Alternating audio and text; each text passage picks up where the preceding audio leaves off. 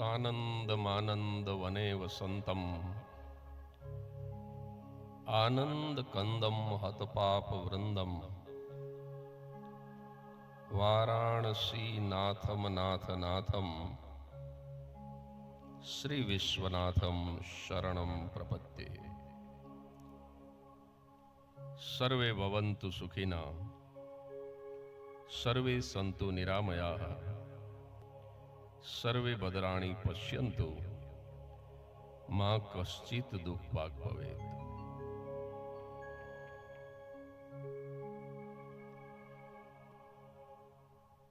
સુરત શહેરના આંગણે આજે 16મી જાન્યુઆરી 2025ના પવિત્ર દિવસે શિક્ષાપત્રી કથાના 6ઠ્ઠા દિવસે અહીંયા વ્યાસપીઠ ઉપર બિરાજમાન પરમ શ્રદ્ધેય પરમ પૂજ્ય સતશ્રી, અન્ય ઉપસ્થિત તમામ પૂજનીય સંતો અને આટલી મોટી સંખ્યામાં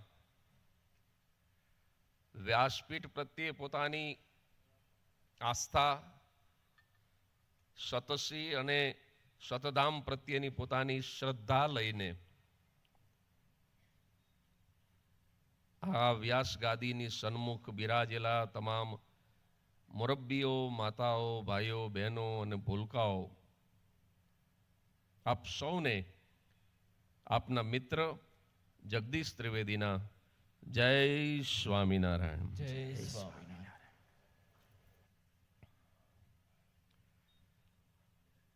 ક્યાંથી મારી વાત શરૂ કરું એ દુવિધામાં છું. કારણ કે તમે બધા એવું વિચારતા હશો અત્યારે કે આ શું બોલશે, અને હું એવું વિચારું છું કે શું બોલવું. કારણ કે કશું નક્કી કરીને કઈ રીતે તો હું બોલતો નથી. આંખ બંધ કરીને શ્લોક બોલીએ અને પછી જે ઉપરથી ઉતરે એ રજૂ કરવાનું હોય છે. પણ શિક્ષાપત્રી દ્વિશતાબ્દી મહોત્સવ છે એટલે ત્યાંથી મારી વાતને હું શરૂ કરું. એમાં પાછું વિમોચન પણ થયું છે. શિક્ષાપત્રી પૂજ્ય સ્વામી 3 ગ્રંથો શિક્ષાપત્રીના લખવાનું મને પણ સૌભાગ્ય મળ્યું છે. વાહ. શિક્ષાપત્રીના જે 212 સંસ્કૃત શ્લોક સ્વામિનારાયણ ભગવાને વડતાલમાં રહીને આજથી 200 વર્ષ પહેલા દેવ ભાષા સંસ્કૃતમાં લખ્યા. એ 212 શ્લોકને સાવ સરળ અભણ માણસ પણ સમજી શકે એવી સરળ ગુજરાતી ભાષામાં 212 દોહાઓમાં રૂપાંતરિત કરવાનું સૌભાગ્ય ભગવાને મને આપ્યું છે. ખાલી એક પહેલો જ શ્લોક છે એની ખાલી એક ઝલક. પહેલો સંસ્કૃત શ્લોક જે શિક્ષાપત્રીનો છે એને જગદીશ ત્રિવેદીએ જે દોહાવલીની અંદર ઢાળ્યો છે. હૃદય ચિંતવું કૃષ્ણને. કયા કૃષ્ણ? કે રાધા શોભે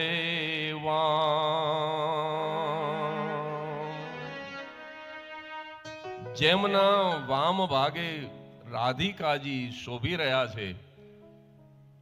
લક્ષ્મી જેનાઉરમાં ને વૃંદાવન ધામ. આ પહેલા શ્લોકનું મેં કરેલું ગુજરાતી. હૃદય ચિંતવું કૃષ્ણને રાધા શોભે વામ લક્ષ્મી જેના ઉરમાં, જેના હૃદયમાં લક્ષ્મીજી બિરાજમાન છે, ને વૃંદાવન ધામ. આવી રીતે સરળ ગુજરાતી 212 દોહાઓમાં શિક્ષાપત્રીનો પદ્યાનુવાદ હું કરી શકું છું. અને હમણાં એક સંશોધન કહી શકાય એવો એક બહુ દળદાર ગ્રંથ પણ શિક્ષાપત્રી ઉપર હું લખી શક્યો. મને તો સ્વામી આ થોડું મારા સ્મરણમાં ન રહ્યું, નહીતર તો હું આ ગ્રંથો અત્યારે લઈને આવ્યો હોત તો હું આપને ધરાવી શક્યો હોત, આપને અર્પણ કરી શક્યો હોત. પણ હમણાં જે મેં ગ્રંથ લખ્યો એનું શીર્ષક છે સદાચારનું સરનામું શિક્ષાપત્ર. વાહ વાહ. જેટલા સદગુણ છે માણસોના, એમાં સત્ય છે, અહિંસા છે, એમાં અપરિગ્રહ છે, એમાં અચૌર્ય એટલે અસ્તેય છે, એમાં બ્રહ્મચર્ય છે, જુદા જુદા જેટલા સદગુણ છે માનવ જીવનના. એટલે મેં એમાં સંશોધન એવું કર્યું, સ્વામી આપને આનંદ થશે જાણીને, કે સત્ય છે તો એમ કે સત્ય માટે સનાતન હિન્દુ ધર્મ સિવાયના જે ધર્મ છે એ સત્ય વિશે શું વિચારે છે, અથવા તો સત્યની વિભાવના જૈન ધર્મમાં કેવી છે, ઇસ્લામમાં કેવી છે, ખ્રિસ્તી ધર્મમાં કેવી છે, એમના ધર્મ ગ્રંથોનો અભ્યાસ કરીને એમાં સત્ય વિશે એ લોકો શું માને છે એ રજૂ કરી અને પછી સત્ય વિશે સ્વામિનારાયણ ભગવાનની શિક્ષાપત્રીમાં કેટલા શ્લોક સત્યને સ્પર્શ કરે છે, અને શિક્ષાપત્રી સત્ય વિશે શું કહે છે, શિક્ષાપત્રી અહિંસા વિશે શું કહે છે. આવી રીતે એક તુલનાત્મક અભ્યાસ કર્યો છે તમામ ધર્મના ગ્રંથોનો, અને એની સાથે શિક્ષાપત્રીને સરખાવીને અંતે નિષ્કર્ષ જગદીશ ત્રિવેદીએ એ કાઢ્યું છે કે તમામ ધર્મ ગ્રંથોનો નિચોડ અને તમામ સદવિચારોનું અને તમામ પ્રકારના સદાચારનું સરનામું કોઈ હોય તો એ શિક્ષાપત્રી છે. કારણ કે સ્વામિનારાયણ ભગવાને પોતે લખ્યું છે એની અંદર કે મેં 8 જેટલા સનાતન હિન્દુ ધર્મના જે સદશાસ્ત્રો છે એની યાદી પણ ભગવાને આપી છે. કયા 8 શાસ્ત્રો? એ 8 શાસ્ત્રોનો અભ્યાસ કરી એના દોહન સ્વરૂપે, એના નિચોડ સ્વરૂપે હું આ શિક્ષાપત્રી, આ 212 શ્લોક રજૂ કરું છું. તો શ્રીજી મહારાજે, સ્વામિનારાયણ ભગવાને પોતે લખ્યું છે શિક્ષાપત્રીમાં જ. એટલે આપણા તો હિન્દુ ધર્મના સદશાસ્ત્રોનો સાર તો છે જ, પણ મને કહેવા દો કે વિશ્વ આખાના તમામ ધર્મોના નિચોડ સ્વરૂપ કોઈ બહુ સંક્ષિપ્તની અંદર મને તમને ગ્રંથ મળ્યો હોય એવો વૈશ્વિક ગ્રંથ એટલે શિક્ષાપત્રી. એટલે આજે આ બહુ મને આનંદ થયો. પરમ પૂજ્ય માધવપ્રિય દાસજી સ્વામી SGVP છારોડી, એમણે આ ત્રણેય જુદા જુદા પ્રકારની મારી શિક્ષાપત્રી એમણે પ્રગટ કરી છે. પણ હવે હું આજના કાર્યક્રમની અંદર પ્રવેશ કરું. આટલી ભૂમિકા પછી મારે બરાબર 4:45 વાગે મારે મારી વાણીને વિરામ આપવાનો છે. અને સમયની અંદર સાહેબ બહુ પાકો છું, એટલે 31 મિનિટ પણ નહીં કરું, 29 મિનિટ પણ નહીં કરું. બરાબર 30 મિનિટે હું મારી વાત પૂરી કરીશ. એક ભાઈએ ઘડિયાળ બહુ સારું પહેર્યું હતું. મેં કીધું કેટલાનું લીધું? મને કે ઈ ખબર નથી. મેં કીધું તો ભેટ આવ્યું હશે. મને કે ના, હું પોતે લઈ આવ્યો. મેં કીધું તોય કિંમતની ખબર નથી? મને કે હું લેવા ગયો ને તાર દુકાનવાળો દુકાનમાં નહોતો. ચોરી હું ઈ કરે ને આપણને ઘુમરે નાખી દે. પણ આ ઘડિયાળ યાદ આવી છે, અને અહીંયા વડીલો આગળ ઘણા બેઠા છે. ખાસ તો આ શિક્ષાપત્રી કથાના જે મુખ્ય યજમાન છે છગન બાપા, એ પાછા ધામેલના છે. લાઠીની બાજુમાં ધામેલ ગામ છે, પંખીના માળા જેવું. અને સ્વામી, આપને પણ આનંદ થશે કે આજે હું અહીંયા મારી કાલી ગેલી ભાષામાં. હમણાં અહીંથી જે સંચાલન કરતા હતા એ સ્વામી નિર્ગુણ સ્વામી ને, હા, તરુણ મંગલ સ્વામી, એમણે હમણાં પેલા બાળક માટે, આદિત્ય માટે એવું એનાઉન્સમેન્ટ કર્યું, જો તમે સાંભળ્યું હોય તો, કે સિમેડિયા પરિવારનો એક નાનકડો દીકરો આદિત્ય એની કાલી ગેલી ભાષામાં કંઈક રજૂ કરવા માગે છે. અને એને સરસ સંસ્કૃત ભાષામાં આપણા દ્વાદશ જ્યોતિર્લિંગનો જે સંસ્કૃત શ્લોક છે એને સરસ રીતે ભૂલ પણ ન પડી અને સરસ રીતે એને રજૂ કરી દીધો. પણ બહુ ઈમાનદારીથી કહું ને, હું વ્યાસપીઠથી આટલો નજીક બેઠો છું, આમેય વ્યાસપીઠ નથી હોતી મંચ ઉપર ત્યારેય કોઈ દી ખોટું નથી બોલ્યા. આજે તો વ્યાસપીઠ આટલી નજીક છે એટલે બહુ ઈમાનદારીથી કહું ને તો આદિત્ય વ્યાસપીઠની પહેલી બાજુ કાલી ગેલી ભાષામાં બોલ્યો અને જગદીશ આ બાજુ કાલી ગેલી ભાષામાં બોલવાનું છે. આમાં બહુ વધારે ફેર નથી, 50 વર્ષનો ફેર છે, ખાલી 50 વર્ષનો જ ફરક છે. એટલે છગનભાઈ, આ આદિત્ય છે ને, એ મને એવું લાગે છે કે સિમેડિયા પરિવારનો આ આદિત્ય છે, સૂરજ. વાહ! જે સિમેડિયા પરિવારને અજવાળું આપશે. અને કદાચ એવું બની શકે કે 50 વર્ષ પછી એ અહીંયા બેઠો હોય ને કદાચ એ પદ્મશ્રી આદિત્ય સિમેડિયા હોય, એવું બની શકે. કારણ કે આવા સંતોના આશીર્વાદ જ્યારે આટલી નાની ઉંમરે મળે ત્યારે બાળક અચૂક પ્રગતિ કરે જ. નહીતર આ છોકરાઓ જે છે ને, હમણાં સામે 2 છોકરા ઊંધા માથે થતા હતા, સામે જ, જો હજી એક દેખાય છે. એટલે બાળક સાવ નિર્દોષ હોય છે સાહેબ. અને એ શું કરે એનું નક્કી નહીં. હું ઇવનિંગ વોકમાં નીકળ્યો મારી સોસાયટીમાં, પાડોશીનો એક 5-7 વર્ષનો આ આદિત્ય જેવડો છોકરો, વધીને 10 વર્ષ, બેઠો બેઠો ચોકલેટ ખાતો હતો. મને શું કુબુદ્ધિ સૂજી, મારે કાંઈ બોલવાની જરૂર નહોતી. મેં એને વણમાગી શિખામણ આપી. મેં કીધું, બેટા બહુ ચોકલેટ ન ખવાય, તારા દાંત ખરાબ થઈ જશે. એ પાડોશીનો 8-10 વર્ષનો છોકરો એક જ વાક્ય બોલ્યો, મને કે મારા દાદા 105 વર્ષ જીવા. મેં કીધું ચોકલેટ ખાતા હતા? મને કે ના, પારકી પંચાયતમાં પડતા નહોતા.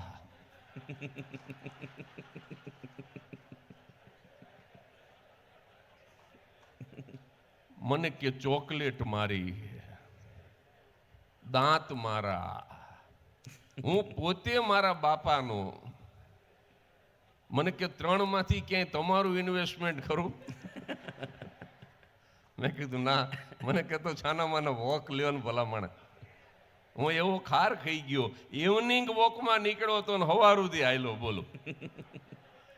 એટલે બાળક શું બોલે એનું નક્કી જ નથી હોતું.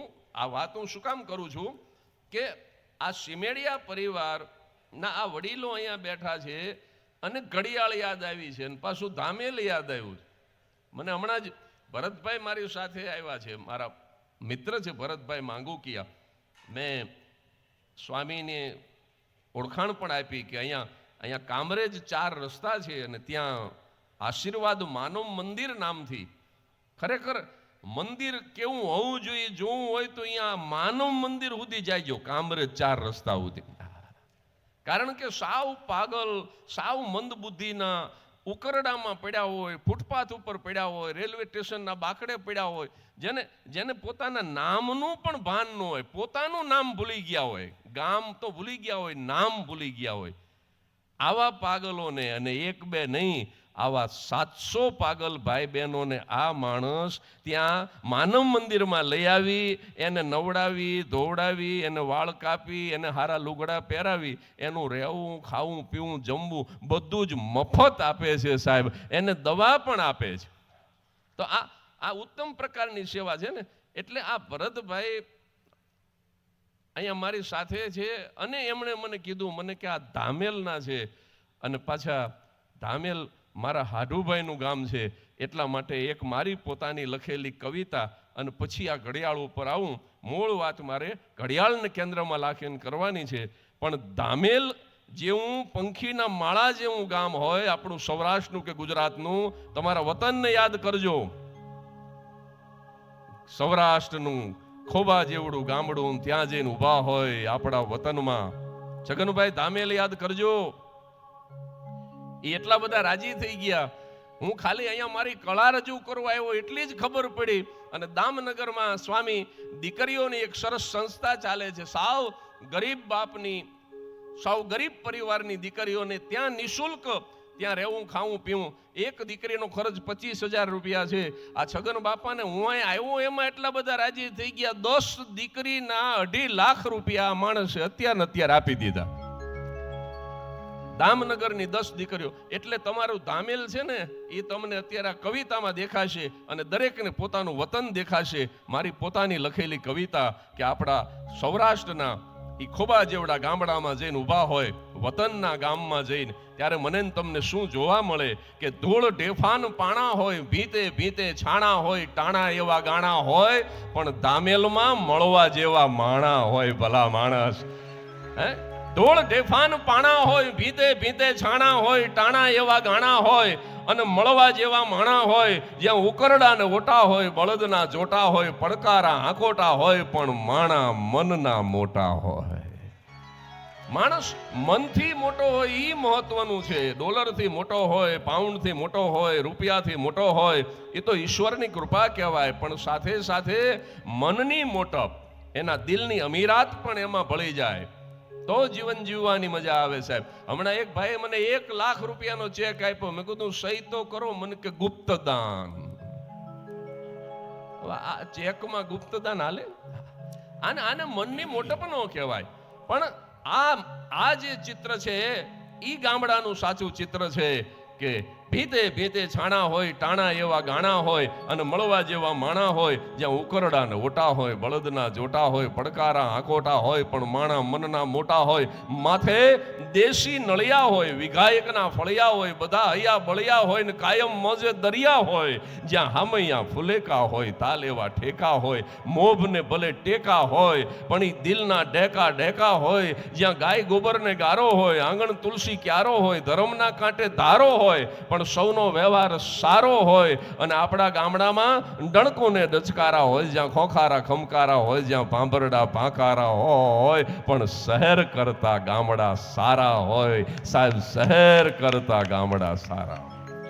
જગદીશભાઈ, તમે ગામડાનું બોલ્યા ની 2.5 ના 5 લાખ કરી દે છે. બોલાવી દો જય. બરાબર ને? 5 લ્યો, 5 ચાલો, વગાડો તાલી. હા, કારણ કે આ મારે નથી લઈ જવાના. આ દામનગરમાં એક બહુ સારી સંસ્થા, જેની હમણાં હું મુલાકાતે ગયો હતો, અને એમના પણ વતનની નજીક આવેલું દામનગર, અને એમને પોતાને ઉમળકો આવ્યો અને એમણે આ કર્યું.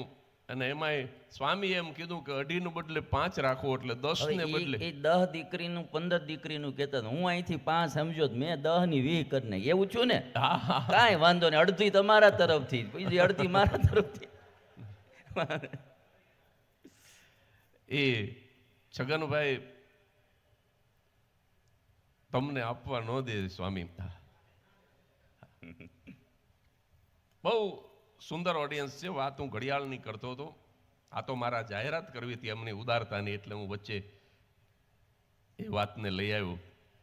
આ વડીલો બેઠા છે અને આ ઘડિયાળને યાદમાં રાખીને મારો એક નાનકડો પણ મૌલિક વિચાર તમારા સુધી પહોંચાડું, આપને ગમશે. હું વડીલોને પણ સ્પર્શ કરીશ. આ 30 મિનિટમાં હું યુવાનોને પણ સ્પર્શ કરી લઈશ, અને હું બાળકોની પણ વાત કરી લઈશ. એટલે ત્રણેયનું હચવાઈ જાય. પણ શરૂઆત વડીલોથી કરું.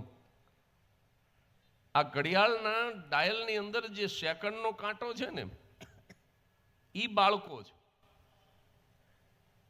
એ બાળકની જેમ કુદાકૂદ કરતો હોય, સ્થિર ન બેસી શકે. એ સેકન્ડનો કાંટો છે. મિનિટનો કાંટો છે એ યુવાનો છે. અને કલાકનો કાંટો છે ને, એ સિનિયર સિટીઝન કાંટો. એને ગોઠણમાં વાર છે, એને મોતિયો ઉતરાયો છે, એને એકાદો એટેક આવી ગયો છે.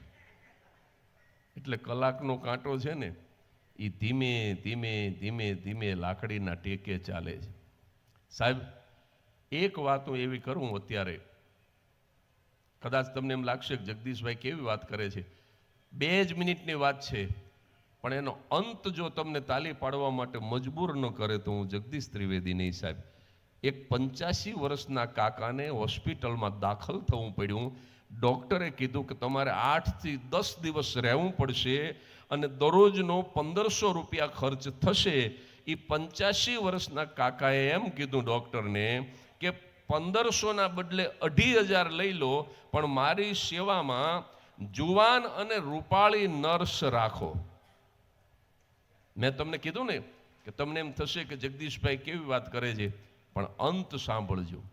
ડૉક્ટરે કીધું કે બાપા તમારી મતિ ભ્રષ્ટ થઈ ગઈ કે શું? તમે કોઈ દી સંતોના દર્શન નથી કર્યા કે શું? તમે કોઈ દિવસ કથા નથી સાંભળી કે શું? તમે કોઈ દિવસ મંદિરમાં નથી ગયા કે શું? 85 વર્ષની તમારી ઉંમર છે, મોઢામાં ફર્નિચર નથી, અને તમે એમ કહો છો કે મારી સેવામાં યુવાન અને રૂપાળી નર્સ રાખો. અને ત્યારે ઓલા કાકાની આંખના ખૂણા ભીના થયા અને એ વૃદ્ધ જે બોલ્યા, એ વડીલ જે બોલ્યા, એ સાહેબ અત્યારના સમયનું સનાતન સત્ય બોલ્યા. એ વડીલે તે દિવસે એટલું કીધું કે મારી ઈમાનદારી ઉપર શંકા ન કરશો, પણ એટલા માટે હું કહું છું કે મારી સેવામાં યુવાન અને રૂપાળી નર્સ રાખો, કારણ કે યંગ અને બ્યુટીફુલ નર્સ હશે ને તો જ ત્રણેય દીકરા દિવસમાં 3 વખત તબિયત પૂછવા આવશે, બાકી એકય ફરકવાનો નથી. સાહેબ તમે વિચાર તો કરો કેવા સમયની અંદર હું તમે પહોંચી ગયા. અને એટલા માટે હું સતશ્રીના વખાણ કરું તો એમને ન ગમે, પણ સાહેબ આ 4 ભક્તિ જે એમણે કીધી, હું નિયમિત રીતે સતશ્રીને સાંભળું છું. 4 પ્રકારની ભક્તિ એમણે કીધી છે કે પહેલી ભક્તિ તો ઈશ્વરની બરાબર છે, આપણે ઈશ્વરની ભક્તિ તો કરવી જ જોઈએ. બીજી ભક્તિ આપણા માતા પિતાની. ત્રીજી ભક્તિ આપણા ગુરુની. ગુરુર બ્રહ્મા ગુરુર વિષ્ણુ ગુરુર દેવો મહેશ્વર ગુરુર સાક્ષાત પરબ્રહ્મ તસ્મૈ શ્રી ગુરુવે નમઃ. ગુરુ ગોવિંદ દોનું ખડે કિસકો લાગુ પાય, બલિહારી ગુરુ આપકી ગોવિંદિયો બતાય. એટલે આપણે ગુરુની ભક્તિ, પણ મને બહુ ગમતી વાત કોઈ હોય તો ચોથી ભક્તિ આપણા પૂજ્ય સતશ્રી કહે છે કે રાષ્ટ્રની ભક્તિ, દેશને વફાદાર રહેવું જોઈએ. સાહેબ અત્યારે આજ દેશનું પાણી પીવાવાળા, આજ દેશની જમીન ઉપર ઉગેલું અનાજ ખાવાવાળા, આજ દેશમાં લહેરાતો પવન પોતાના શ્વાસોશ્વાસમાં ભરનારા, આજ દેશનું બુરું વિચારી રહ્યા હોય ત્યારે સાહેબ સતશ્રી જેવા સંતોએ જે સમાજને સંદેશ આપ્યો છે, આ દેશને યુગો સુધી ઉપકારક થવાનો છે સાહેબ. અને મા બાપની ભક્તિની એમણે વાત કરી.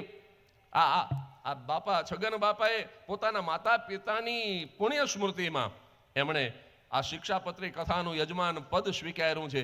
હું વધારે વાત માતા પિતાની પણ નહીં કરું, મારે તો તમને હસાવા છે, પણ એક નાનકડી વાત તો ચોક્કસ કહીશ કે જે ઉપમાંથી પર છે ને એનું નામ માં છે.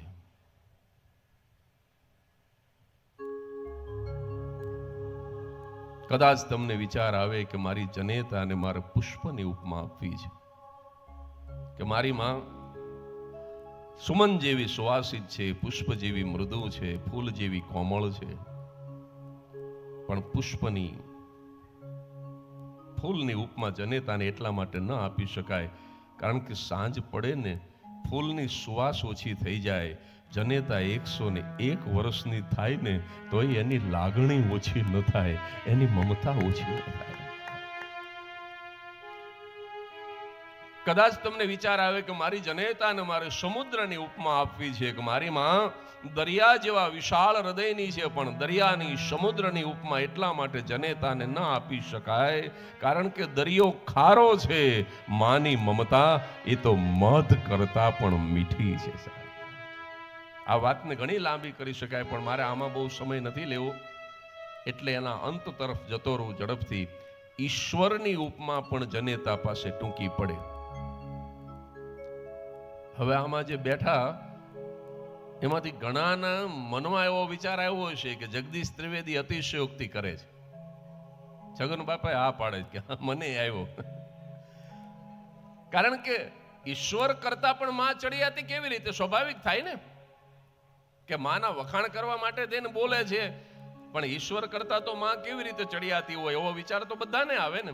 કુંભાર કરતા માટલું ચડિયાતું ન હોય, કારણ કે માટલાને બનાવે છે કુંભાર. એમ ઈશ્વર કરતા પણ માં ચડિયાતી ન હોઈ શકે, કારણ કે માનું સર્જન ઈશ્વર કરે છે. ઈશ્વર દરેક ઘર સુધી પહોંચી શકે એમ નહોતો, એટલા માટે થઈને એને માનું સર્જન કર્યું.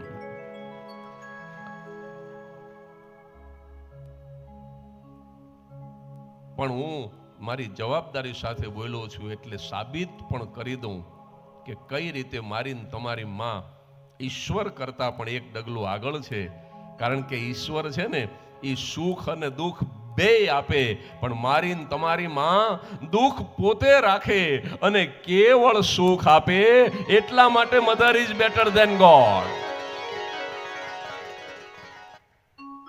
સુકામાં સુવાડે ભીને પોટી પોતે, દુઃખ પોતે રાખે અને મને ને તમને કેવળ સુખ આપે. એવા માતા અને એવા પિતાની સ્મૃતિમાં આ કથા નું યજમાન પદ એમણે લીધું છે. અને સતશ્રી પણ જે 4 પ્રકારની ભક્તિનું કહે છે, એમાં એક માતા પિતાની ભક્તિની પણ વાત છે. મેં મારા ભાઈબંધ અંબાલાલને કીધું, મેં કહ્યું જો પુનિત મહારાજે કેવું સરસ સૂત્ર આપ્યું છે. આ તો જેને પકડવું હોય એ જ પકડે, નહીં તો જેને અવળો અર્થ કરવો એ અવળો જ કરે સાહેબ. મેં એને કીધું કે પુનિત મહારાજે કેવું સરસ લખ્યું. મને કે શું? મેં કીધું ભૂલો ભલે બીજું બધું, મા બાપને ભૂલશો નહીં. મને કે આ આપણે નથી ધ્યાનમાં રાખવાનું, આ તો કે બાને ધ્યાનમાં રાખવાનું, બાને. મેં કીધું આમાં બા ક્યાંથી આવ્યા? મને કે આ તો બા માટે લખ્યું છે. મેં કીધું કઈ રીતે? મને કે ચોખ્ખું વંચાય જો, ભૂલો ભલે બીજું બધું, માં બાપને ભૂલશો નહીં. એને માં અને બાપને બેને નોખા પાડી દીધા ને કે બાએ ધ્યાન રાખવાનું, તમે બાપાને ભૂલતા નહીં. આખો અર્થનો અનર્થ કરી નાખે સાહેબ. અંબાલાલ ને એના બાપા નિશાળે ગયા ને માસ્તરને ગગલાવા માંડ્યા. એ કે આવું ભણાવો, દર મહિને 1200 રૂપિયા છે ને આપી જમે. માસ્તર કે પણ શું ભૂલ થઈ ગઈ? અરે કે મારા છોકરાને 40 ગુણ્યા 3 કેટલા થાય? મેં પૂછ્યું તો 200 કહે છે. 200 40 ગુણ્યા 3 બરાબર 200 થાય? માસ્તર કે શાંતિ રાખજો, તમે નિશાળે બેહાડ્યો ને ત્યારે 400 કહેતો હતો. આ 6 મહિનામાં માંડ એને સમજાવીનું 200 સુધી લઈ આવ્યો છે. અને હજી પરીક્ષાને 6 મહિનાની વાર છે. પરીક્ષા સુધીમાં 120 પહોંચાડી દઈશ. વાહ વાહ વાહ વાહ. પણ તમે ધીરજ રાખજો. એમ મારે પૂરું કરવાનું 4:45 વાગે, પણ 4:45 સુધીમાં હું તમને 120 પહોંચાડી દઈશ. પણ તમે ધીરજ રાખજો. અંબાલાલ મારી પાસે આવીને રોવા માંડ્યો. મેં કીધું તું રોવે શું કામ? મને કે મારા ઘરના રોજ 200 રૂપિયા માગે છે. તે મને ચિંતા થવા માંડી. મેં કીધું રોજ 200 રૂપિયા? મને કે આ હવાર પડી નથી ને કે લાવજો 200 રૂપિયા. તો મેં કીધું દરરોજ 200 રૂપિયાનું કરે છે શું? મને કે એ તો એકાદ વખત આપવું તો ખબર પડે. એ આપતો જ નહોતો ને રોવા બેઠો. સાહેબ, અંબાલાલ જો હસી નાખવા જેવો લાગતો હોય તો તમને નથી લાગતું કે આપણે પણ અંબાલાલ જેવું જ કરીએ છીએ? કારણ કે એ 200 રૂપિયા આપતો નહોતો અને છતાં રોવા બેઠો. સાહેબ, મારે ને તમારે ભક્તિ કરવી નથી અને પાછા રોવા બેહી તો ભગવાન પણ આપણી સામે ન જોવે. ભલા માણસ, મારે ને તમારે ઈશ્વરનો રાજીપો પ્રાપ્ત કરવા માટે થઈ અને પહેલાં તો એની ભક્તિ કરવી પડે. અને અત્યારે હું અત્યારના શિક્ષણની ટીકા નથી કરતો, પણ જુદા પ્રકારનું થોડુંક ચિત્ર જોવા મળે છે સાહેબ. એક છોકરાના બાપાએ કીધું, SSC નું પરિણામ આવ્યું, પાસ થયો કે નાપાસ? ઓલો છોકરો કે બાપા હું પરીક્ષા આપવા ગયો તાર તમે શું કીધું હતું? એના બાપા કે મેં એમ કીધું તું હારા માર્કે પાસ થઈ જઈશ તો તને બાઇક લઈ દઈશ. છોકરો કે બાપા રાજી થાવ. એના બાપને એમ કે આ પાસ થઈ ગયો છે. છોકરો કે બાપા રાજી થાવ, તમારા 1.5 લાખ રૂપિયા બચાવ્યા. તો બાપા કે પરીક્ષા વખતે શું કરતો હતો? તો કે બાઇક શીખતો હતો.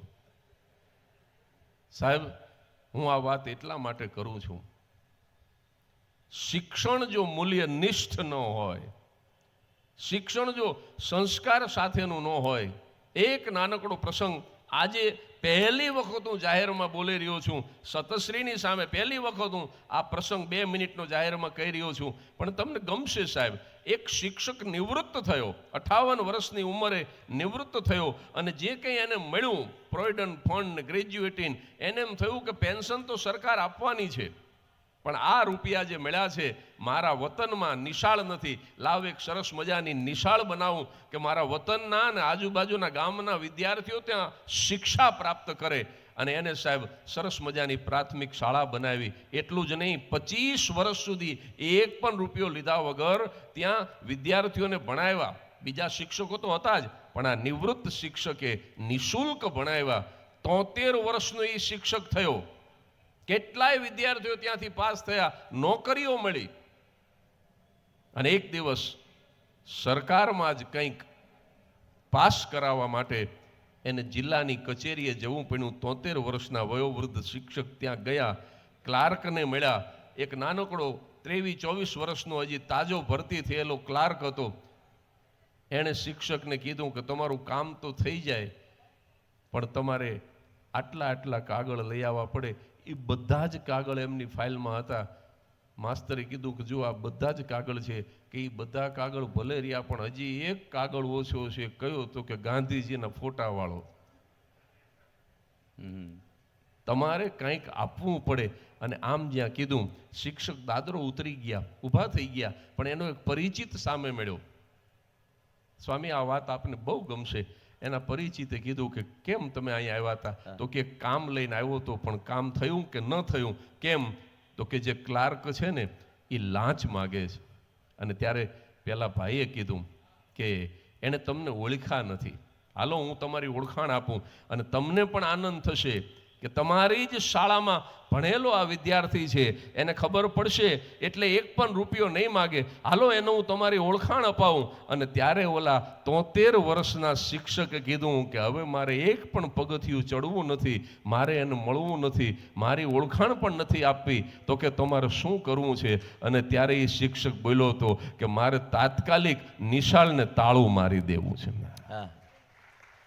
કારણ કે મારી બનાવેલી નિશાળમાં ભણેલો વિદ્યાર્થી જો લાંચ માગે તો એને સુધારવાને બદલે સારું તો એ છે કે એ નિશાળને હું તાળું મારી દઉં. કે જો હું મૂલ્યનિષ્ઠ વિદ્યાર્થીઓ જો હું આ સમાજને ન આપી શક્યો હોય તો એ સ્કૂલ મારે ન ચલાવવી જોઈએ. આ વાતો એટલા માટે કરું છું કે સતશ્રી એમના જે અહીંયા કામરેજની જે એમની સંસ્થા છે ત્યાં ધારે ને તો 6000 વિદ્યાર્થીઓને રાખી શકે. અપડાઉન કરીને આવે એવા વિદ્યાર્થીઓ જો ભણાવવા હોય ને તો 6000 ને ભણાવી શકે. પણ એ 6000ની જગ્યાએ માત્ર 600 વિદ્યાર્થીને ત્યાં નિવાસ કરાવીને એટલા માટે ભણાવે છે કારણ કે સતશ્રીને પાકી ખબર છે કે તમામ નિશાળો જે છે ને એ હારામાં હારા ડોક્ટર આપી શકશે, હારામાં હારા એન્જિનિયર આપી શકશે, હારામાં હારા ઉદ્યોગપતિ આપી શકશે, પણ સમયની માંગ છે એને સારામાં સારો નાગરિક આપવાની જરૂર છે.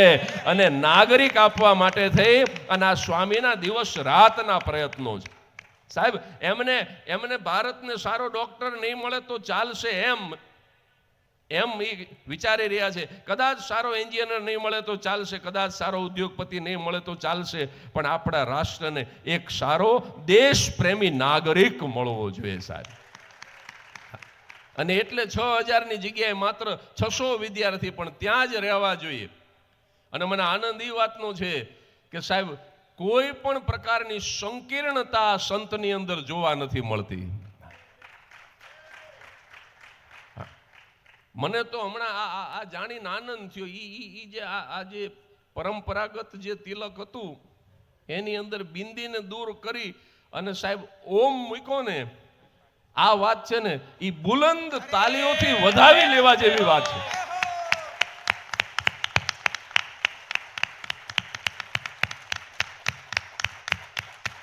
હું જગદીશ ત્રિવેદી ઈશ્વરની સાક્ષીએ સ્વામીએ કરેલા ક્રાંતિકારી પરિવર્તનને મારો ટેકો આપું છું સાહેબ.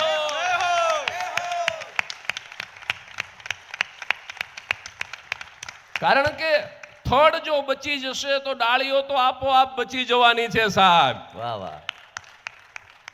આપણે છે ને ડાળીઓ બહુ રૂષ્ટ પુષ્ટ થઈ ગઈ, પણ થડ હાવ હુકું થઈ ગયું. સનાતન હિન્દુ ધર્મ થડ છે અને સંપ્રદાયો એની ડાળીઓ છે. સાહેબ, પાણી થડને પાવાની જરૂર છે, મજબૂત તો થડને કરવાની જરૂર છે. અને આ પ્રવૃત્તિ સતશ્રી કરી રહ્યા છે એનો જગદીશ ત્રિવેદીને આનંદ છે. સાહેબ, સમાજને સારામાં સારા નાગરિક મળે. અને હું આ સંસ્થાની એક જ વખત મુલાકાતે ગયો છું. અને સાહેબ, આ અહીંયા મને બોલાવ્યો છે એટલું વખાણ કરો એમ નહીં. મારા ઈષ્ટદેવ રૂઠે જો હું ખોટું બોલતો હોઉં તો. હું પણ 8.25 વર્ષથી જગનભાઈ 1 રૂપિયો ઘરે નથી લાવ્યો. 8.25 વર્ષથી. હા, 1 રૂપિયો જો આ બ્રાહ્મણનો દીકરો 12મી ઓક્ટોબર 2017 પછી ઘરે લાવ્યો હોય તો મારો મહાદેવ મને આવતીકાલનો સૂર્યોદય ન જોવા દે. હું વાનપ્રસ્થી બ્રાહ્મણ છું, હું ભગવાનના કુળનો છું. એટલે હું કોઈ વખાણ કરવા માટે બોલું, મને કંઈ 25,000 રૂપિયા સ્વામી આપી દેવાના છે ને એટલે હું અહીંયા વખાણ કરવા આવ્યો છું, નહીં સાહેબ. પણ જગદીશ ત્રિવેદી મહાદેવની સાક્ષીએ કહે છે કે સતધામમાંથી ભણેલો એક પણ વિદ્યાર્થી ભવિષ્યમાં લાંચ નહીં માગે. સાહેબ, એક પણ વિદ્યાર્થી ન ખાવાનું નહીં જ ખાય, એક પણ વિદ્યાર્થી નહીં પીવાનું નહીં જ પીવે, અને એક પણ વિદ્યાર્થી મા બાપને ઘરડા ઘર સુધી નહીં મૂકવા જાય. આ મને ભરોસો છે. સાહેબ, અને આ મારો ભરોસો મહાદેવ અખંડ રાખશે, અકબંધ રાખશે. આ એવું જીવન સતશ્રી અને આ સતધામના સંતો જીવી રહ્યા છે, એની મજા છે. સાહેબ, અને બરાબર 2 મિનિટની વાર છે એટલે હું બહુ સમય નહીં લઉં. પણ ના, એ સમય સાથે, જે સમય સાથે ચાલે એની સાથે જ સમય ચાલે, સમયની સાથે જ ચાલવાનું છે. પણ તમને ગોટો વાળી દઉં ને બહેનોને તો આમાં જેને કહેવાય ને ચોકઠા પડી જાય એવું 2 મિનિટમાં કરી દઉં. હા, કોરોના વખતે લોકડાઉન તમે જોઈ લીધું હશે. લોકડાઉનમાં મેં મારા એકના એક ધર્મપત્નીને કીધું, એકના એક, મેં કીધું આ કોરોના નહીં મારે પણ કંટાળો મારી નાખશે. મને કે શું કરી, બહાર તો નીકળાય નહીં. મેં કીધું સારું ફિલ્મ તો જોવાય કે નહીં ઘરમાં. અમે 2 માણા અહીંયા સુરેન્દ્રનગરમાં, છોકરો ને છોકરાની વહુ કેનેડા, એ 2 ત્યાં, અમે 2 અહીંયા. નો અમે અહીંયા જઈએ કે નો એવડાય અહીંયા આવીએ કે તમે એ બધું જોઈ લીધું છે. એટલે એક સાંજે અમે ઇરફાન ખાનનું લંચ બોક્સ ફિલ્મ ટીવીમાં ચડાવ્યું. 1 વાગે ફિલ્મ પૂરું થયું, હુતા. બીજા દિવસે સવારે 6 વાગે જાગીને જેવો આમ મોબાઈલ ઓન કર્યો અને પહેલા બદનસીબ સમાચાર વાંચ્યા, ઇરફાન ખાન ઇઝ નો મોર. કેટલું દુઃખ થાય. 1 વાગે જેની એક્ટિંગ ઉપર આફરીન પોકારીને હોતા હોય અને 5 કલાકમાં આવા સમાચાર આવે. એટલે બીજે દિવસે હું આખો દિવસ બહુ ઉદાસ હતો, ખૂબ મને પીડા હતી એક કલાકાર તરીકે કે એક સારો કલાકાર મરી ગયો. ગમે તે ધર્મનો હોય પણ એક સારો કલાકાર મરી ગયો. એટલે બીજા દિવસે જ સાંજે, બીજા જ દિવસે મેં મારા પત્નીને કીધું કે હાલો ને એવું કંઈક હલકું ફૂલકું ફિલ્મ જોઈ કે જેમાં મગજ ન દોડાવવું પડે અને આ ઉદાસી દૂર થઈ જાય. મને કે કાંઈ વાંધો નહીં. એ વખતે મને 55 થયા હતા. 55 વર્ષે પ્રેમ રોગ જોયું. હા, કારણ કે આ રોગ તો ગમે તે ઉંમરે થાય ને. 1 વાગે ફિલ્મ પૂરું થયું, પ્રેમ રોગ સૂતા. બીજા દિવસે સવારે 6 વાગે જેવો મોબાઈલ ઓન કર્યો અને સાહેબ પહેલા બદનસીબ સમાચાર વાંચ્યા. તમને બધાને ખબર છે શું હતા સમાચાર? ઋષિ કપૂર સાહેબ આ ફાની દુનિયા છોડીને જતા રહ્યા છે. બહેનો, તકલીફ 3જા દિવસે થઈ. 3જા દિવસે મારા વાઈફ કે આપણા લગ્નનો વિડીયો જોવો છે. લગ્નની DVD બગલમાં દબાવીને આખો દી ફેર્યો. નાવા ગયો તો બાથરૂમમાં લેતો ગયો. મેં કીધું આ ક્યાંક ચડાવી ન દે, કારણ કે આને જેને જોયા એ ગયા. એટલે હાસ્યની વાતો સવાર સુધી કરી શકાય પણ મેં કીધું એમ સમયની સાથે ચાલવાનું છે. અને એટલે મૂળ વાત જે મેં માંડેલી હતી એ પૂરી કરીને મારી વાણીને વિરામ આપું કે આ કલાકનો કાંટો છે એ સિનિયર સિટીઝન કાંટો છે. હવે કલ્પના કરજો કે આ ઘડિયાળના ડાયલની અંદર કલાકનો કાંટો ન હોય, મિનિટનો કાંટો ન હોય અને એકલો જ સેકન્ડનો કાંટો ફરતો હોય તો સમયનો અંદાજ નહીં આવે. સેકન્ડનો કાંટો ન હોય, કલાકનો કાંટો ન હોય અને એકલો જ મિનિટનો કાંટો ફરતો હોય તો પણ તમને સમયનો અંદાજ નહીં આવે. પણ મને કહેવા દો કે ભલે સેકન્ડનો કાંટો ન હોય, ભલે મિનિટનો કાંટો ન હોય, કલાકનો કાંટો એકલો જ ફરતો હોય ને તો પણ સમયનો અંદાજ આવી જાય સાહેબ. અત્યારે બરાબર 5 ઉપર પડ્યો છે, ખબર પડી જાય કે 5 વાગવાની તૈયારી હોવી જોઈએ. આ વાત એટલા માટે કરું છું કે પરિવારના ડાયલની અંદર કલાકના કાંટા જેવા આપણા માવતરને સાચવી લેજો. કારણ કે જ્યાં સુધી માવતર છે ત્યાં સુધી જ સમાજને ખબર પડશે કે કેવા સમયમાંથી તમારું ખાનદાન પસાર થયું છે, કેવા સમયમાંથી તમારું કુળ પસાર થયું છે.